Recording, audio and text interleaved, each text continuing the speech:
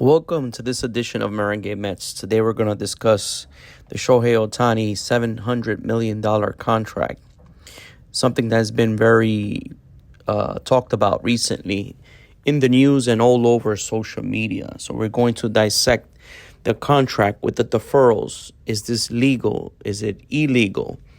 Is it considered cheating? Is it something that we're going to see other major leagues teams follow? All this on this edition of Merengue Mets.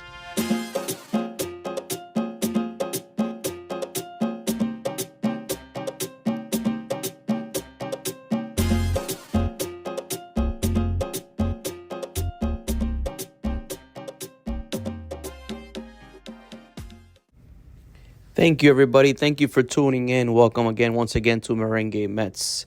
So, the Shohei Ohtani contract.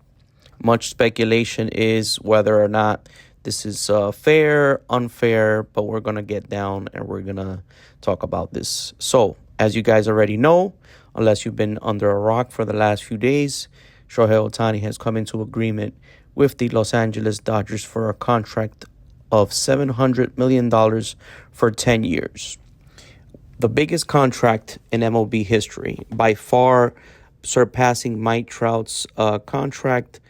And just so you guys get in perspective of how rich this contract is in number value and value, it is a number one contract in all of sports history, over Lionel Messi's $674 million and over Cristiano Ronaldo's $536 million contract, obviously in total value.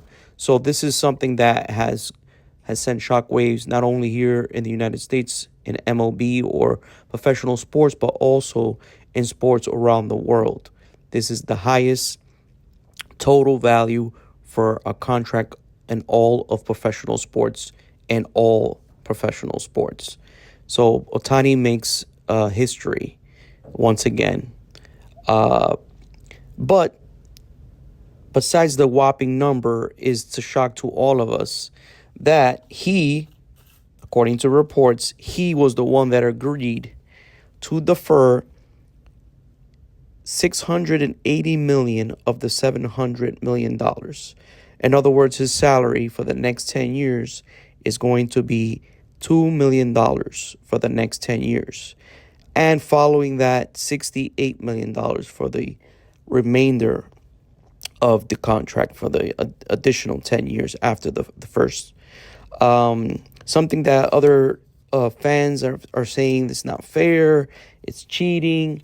And hey, the Dodgers have been very creative for a long time. This is not cheating, ladies and gentlemen. This is actually being smart. The Dodgers have been doing this for a while.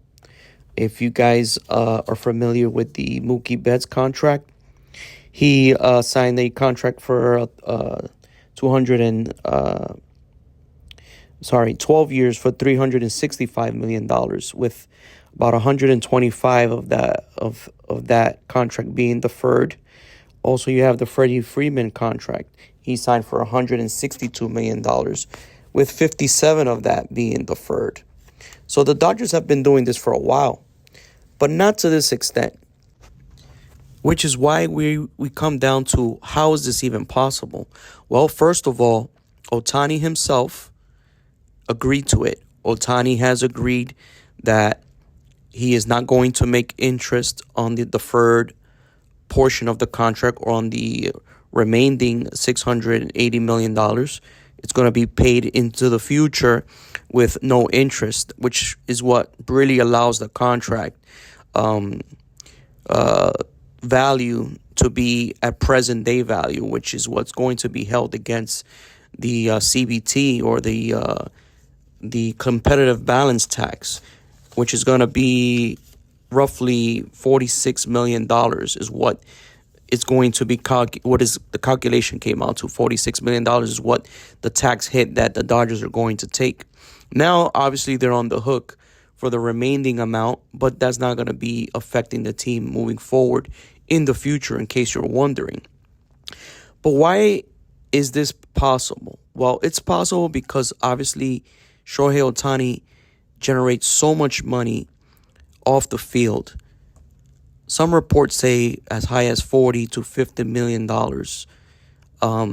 he was generating. Now that he's in the actual LA market, I know Los Angeles Angels of Anaheim, but now he's in the mainstream LA market, where perhaps the Japanese and the Asian population is even obviously stronger and more in numbers. I think that figure could eclipse 50 to 60 to $70 million per year, including the Japanese endorsements and stuff like that.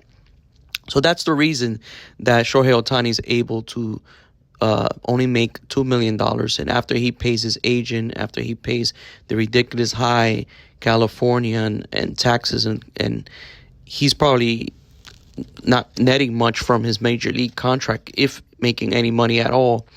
But his endorsements are the reasons he's able to do this.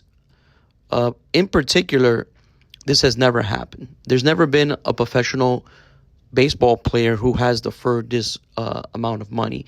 As you guys know, the deferrals have been going on since the 80s and even the 70s. This is nothing new to baseball. And the collective bargaining agreement stipulates that this is perfectly fine.